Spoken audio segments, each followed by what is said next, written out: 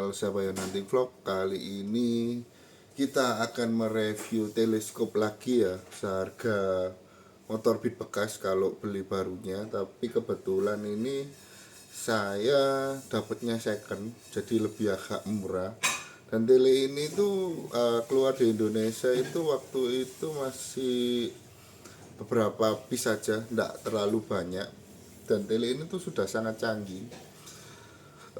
Ada apa saja ya nanti disaksikan. Oh iya, lama ndak upload konten karena kemarin itu sibuk kerja, terus kita hunting bebek juga. Nah, waktu hunting bebek itu kan kita itu kan nembaknya kan rame-rame ya guys ya, jadi nembak itu sampai 4 sampai 5 orang. Dan waktu itu saya itu mau bikin konten, cuman bebek di Sidoarjo di Surabaya ini eh, mungkin terlalu pintar ya atau bagaimana, jadi dia turun itu kurang lebihnya itu tidak sampai 1 menit itu terbang lagi guys.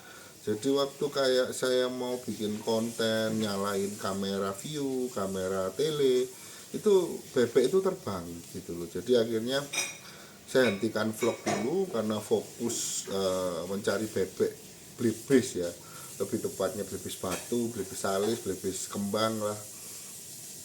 Itu saya tidak bisa bikin konten. Pertama, di Surabaya ini banyak yang paham sport, terutama itu. Kedua, kalau kita bikin konten itu nggak enak juga sama temen-temen penembak sebelah ya, temen-temen yang ikut, karena terlalu lama nunggu saya. Akhirnya buruan itu kabur gitu loh. Akhirnya saya hentikan, saya vakum konten dulu karena fokus berburu belibis.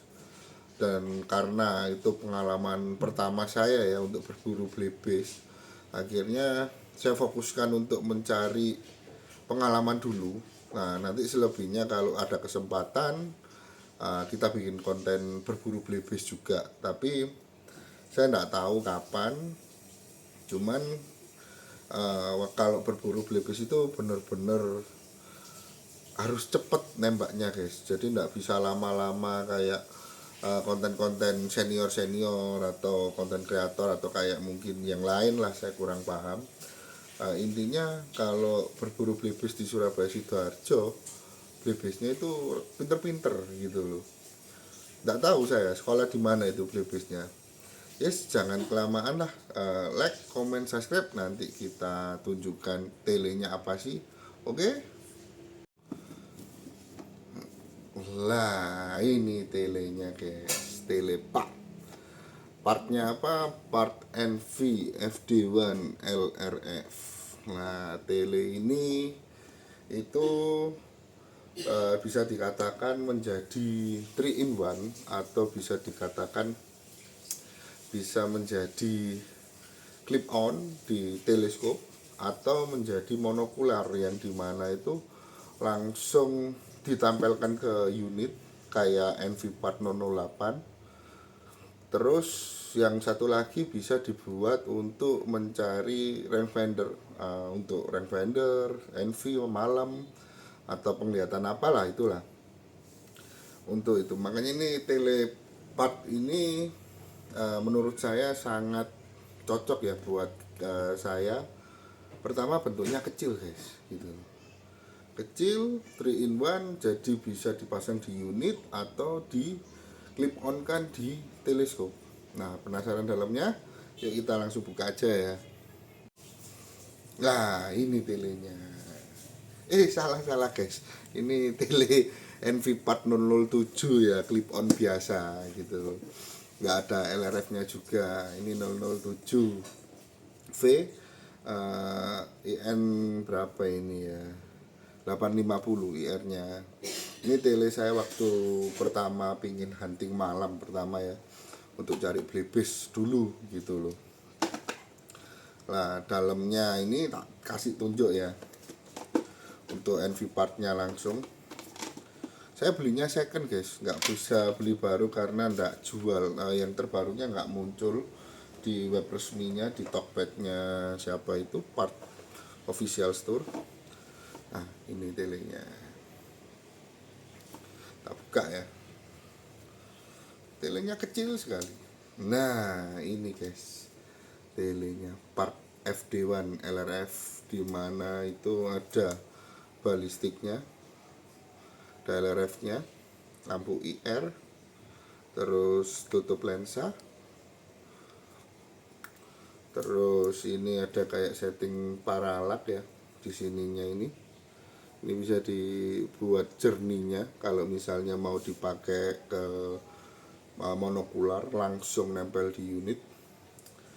Terus ini bisa dilepas guys, ini bisa dilepas untuk dijadikan monokular. Jadi kalau monokular kita langsung dapat seperti ini. Tapi sebelum menjadi monokular kita harus beli mountingnya guys, mounting part 008 gitu loh. Ya kan saya beli second, kardusnya sudah jelek semua. Dan saya kebetulan alhamdulillah dapat murah karena barang ini rare dan kebetulan orangnya yang jual nggak tahu bosen atau gimana. Terus apa ya, kita dapat satu paket ini gitu loh, satu paket tele dan mounting rail ini tuh ya lumayan murah gitu loh. Kalau beli railnya aja di official store-nya itu harga barunya kurang lebihnya 1,5 sampai 1,8. Tapi saya dapat satu paket gitu loh. Nah kalau ini harga barunya kemarin tuh saya cek di Tokped itu kurang lebihnya 11 jutaan. Dan saya dapat jauh di bawah itu beserta paket reel ini. Jadi ya alhamdulillah keuntungan saya, nggak tahu kenapa rezeki saya itu cari barang yang dapat yang murah-murah gitu loh. Terus dalamnya apa sih kotaknya? Ya seperti biasa, ini buku kitab suci, terus buku-buku garansi, baterai. Setelah itu di dalam kotak ini hanya tempat-tempat untuk itu ya. Lah yang saya maksud clip on itu ini guys. Jadi sebentar, ini susah ini, susah ya. Nah, ini yang dimaksud clip on itu ini. Jadi ini tuh nempelnya di teleskop gitu loh. Jadi teleskop ini ditempelkan di depan sini, di depan sini. Nah saya kasih contoh sebentar ya. Nah ininya untuk clip onnya ini dipasang di tele, di tele. Setelah itu dimasukkan seperti ini guys. Terus sudah kondisinya seperti ini. Keren sekali guys, keren sekali ini. Tampilannya gagah ya gitu loh. Dan ini belum saya coba untuk dinyalakan dalamnya seperti apa di depan tampilan reticle. Ini masih tampilan bentuk looksnya kalau dipasangkan di clip on tele gitu. Perbedaannya adalah kalau FD1 itu di depan, kalau NV part 007 mulai 007 V, S, SP, LRF dan apa di belakang tele sini guys gitu, di belakang tele. Dan itu menurut saya itu sangat lumayan mengganggu posisi kita mau menembak guys gitu loh. Jadi kayak apa ya, kurang nyaman. Akhirnya harus menyeting posisi telenya ini antara agak maju atau gimana caranya supaya ini dengan tampilan pipi, sandaran pipi ini pas gitu loh. Jadi kondisinya seperti ini. Nah itu kalau misalnya kita tidak mau merubah tele, akhirnya nembaknya nggak nyaman gitu loh, nggak nyaman. Tapi kalau menggunakan FD1 ya kan, posisi di depan sini, posisi seperti ini tuh, woi nyaman sekali cuy, woi nyaman. Dan kita tombolnya pun tidak terlalu jauh, tombol-tombol untuk kebutuhan NV-nya gitu loh. Misalnya nih, tinggal ditekan-tekan sini sambil ini, Kelebihannya NV FD1 itu ini kalau dibuat eh, clip on di tele gitu loh. Tapi kalau misalnya nggak mau berat, terus berat, bahwa ini apa namanya, sudah pasang tele, sudah dipasang tele, masih pasang clip on, berat. Solusinya belikan ini, mounting ini nanti dipasang di sini, ya dipasang di sini, jadi tidak perlu teleskop, langsung dipasang ini. Nah, ingin tahu bentuknya, mari kita coba juga.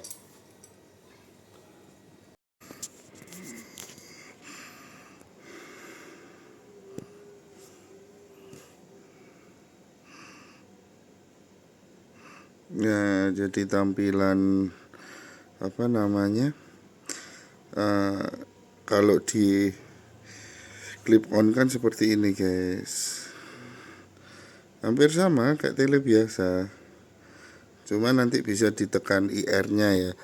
Contohnya saya tekan IR nya,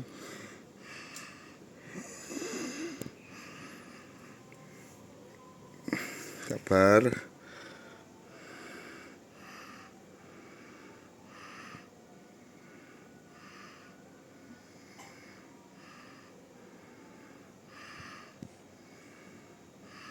Nah, kayak ini guys, ini tampilannya kalau di clip on kan, cuman agak susah ya.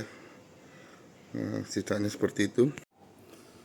Nah, tadi kan sudah tak lihatkan isi clip on dalamnya ya, tampilan detailnya.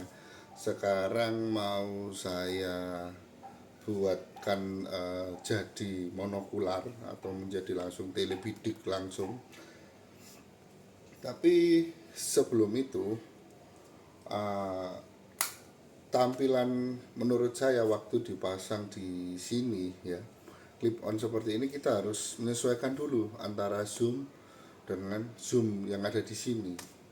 Karena tadi saya nyobanya di belakang rumah ya, yang nggak terlalu besar ini rumah saya, itu agak susah, jadi fokusnya memang agak susah. Tapi nggak tahu kalau misalnya kita coba di luar, di setting zoomnya, jadi kita tinggal bermain di paralak ini aja guys, jadi paralak ini nggak perlu jalan gitu. Tapi nggak tahu ya kalau misalnya dibuat berburu, apakah setting paralak ini sama ini harus selaras.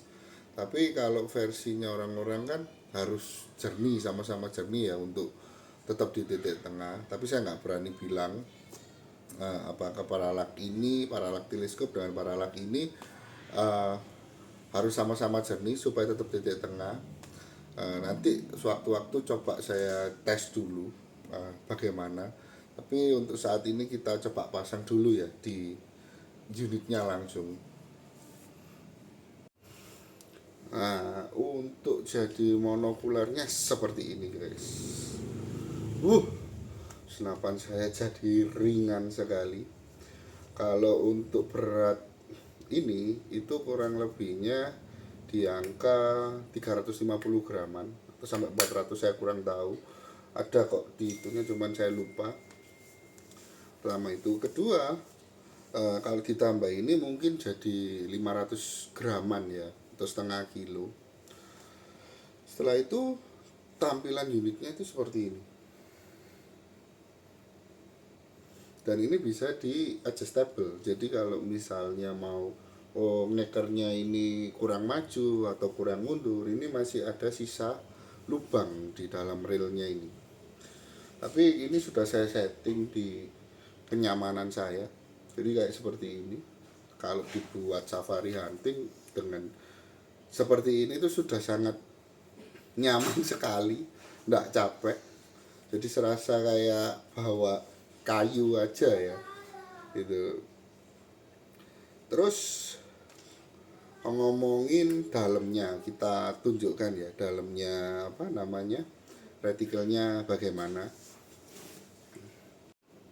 Nah, ini dalamnya retikelnya sama ya gitu loh. Cuman ini retikelnya ndak full kayak Park DS atau Park Next Stalker, karena sistemnya dia tidak full kayak itu teleskop. part yang lain-lainnya gitu loh. Dan ini posisi retikelnya titik tengah, tidak terlalu ke bawah, tidak terlalu ke atas, tidak terlalu geser ke kiri kanan. Jadi setelah posisi zeroing, misalnya nih pelurunya jatuh di titik kiri, kita geserkan retikelnya ini kanan kirinya sesuai zeronya. Setelah itu dia balik ke titik tengah lagi. Sedangkan kalau di NV part 008, saat kita zeroing jatuhnya nggak pas tengah, akhirnya retikelnya pindahnya ke bawah gitu loh. Dan itu harus diakalin di mountingnya atau apa kalau kata-kata senior atau user NV008. Enaknya itu di sini, dan ini ada balistik kalkulatornya. Nah, itu kelihatan kan posisi perkenaannya gitu loh.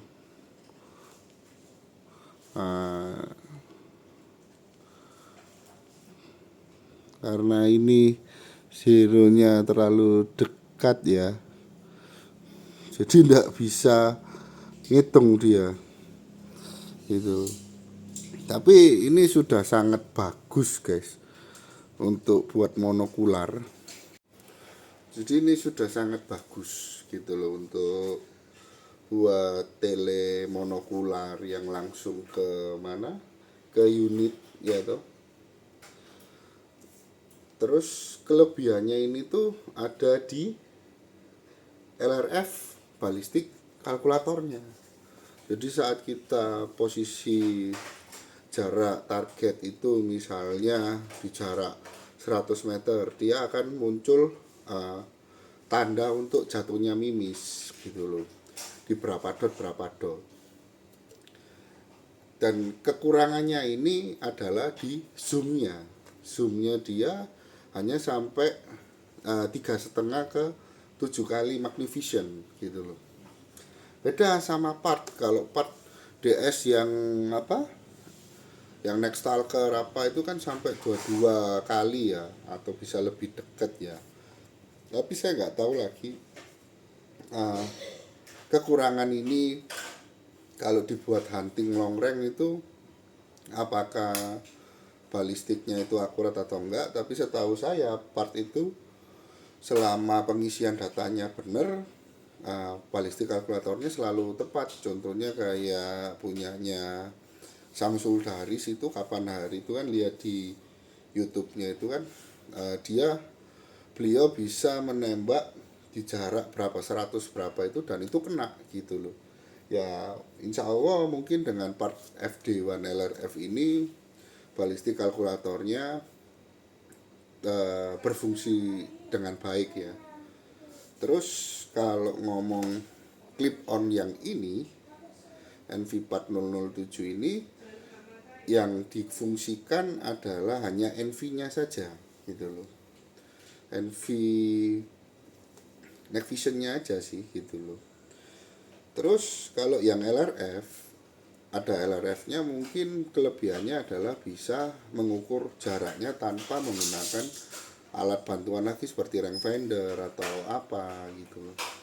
Tapi kalau untuk mengejar teknologi ya mungkin bisa menggunakan salah satunya ini part FD1 LRF gitu loh. Terus ngomong-ngomong soal NV part 008 ya, 008 yang SP2 itu katanya sudah titik tengah juga gitu loh. Tapi saya belum tahu karena saya nggak pernah pegang barangnya. Ya kemungkinan 008 SP2 juga titik tengah. Oke guys, untuk kelebihan dan kekurangannya sudah saya jelaskan juga tadi ya.